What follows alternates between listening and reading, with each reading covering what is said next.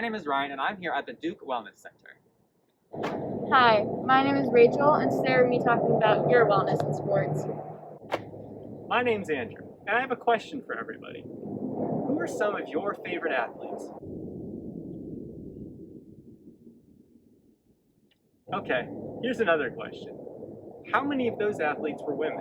Sports have always been a huge part of American culture, but often people point out differences between male and female athletes, not treating them equally. Over time, society has developed myths about women regarding their inability to play sports at the same level as men. For example, women were banned from playing challenging sports like the marathon until 1972 because it was believed that these activities would harm their ability to have children. One myth about the effect sports have on women is the Female Athlete Triad. This is the idea that female athletes are at a high risk of eating disorders, women's health, and bone growth diseases. Some researchers fear that the triad has been used as a way of limiting female participation in sports, widening the gap between men and women when it comes to equality in athletics. Today, we want to focus on one specific issue of the triad. Now be prepared because it is a heavy topic. Today, we're going to talk about eating disorders, specifically those among female athletes. It may be best that you have an adult to watch with you, and if you feel uncomfortable at any time, please feel free to stop watching. Before we begin, an important thing to understand is the difference between eating disorders and disordered eating.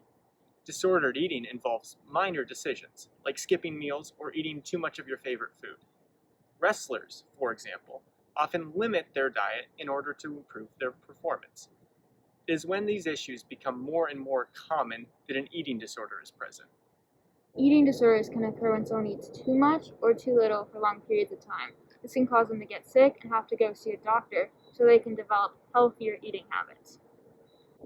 Behaviors associated with disordered eating do not always mean that there is an eating disorder present.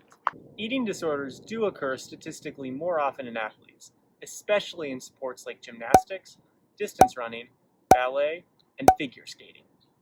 However, these eating disorders are not caused by being an athlete. Rather, they are caused by the social pressures within those sports. Our society places a lot of importance on weight and the way you look.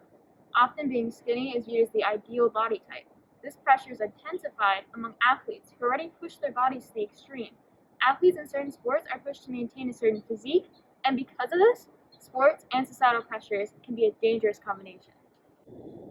For example, in running, there is a lot of pressure to be thin. Mary Kane was a Nike athlete and one of the fastest women in America. However, she was pressured by her coaches to get skinnier and skinnier. They would publicly weigh her and control what she ate. And as she lost weight, her times got much slower. And eventually, she quit the program. Many sports are judgment-based, like gymnastics and figure skating.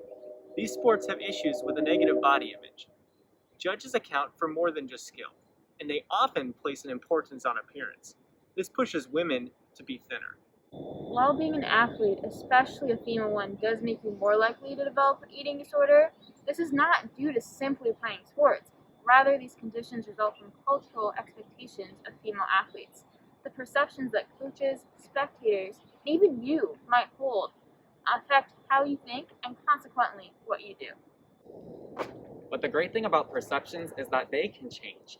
Know that anybody with any body type can be a good athlete. It's about hard work, not what you look like. And although this is a problem today, it doesn't have to stay that way.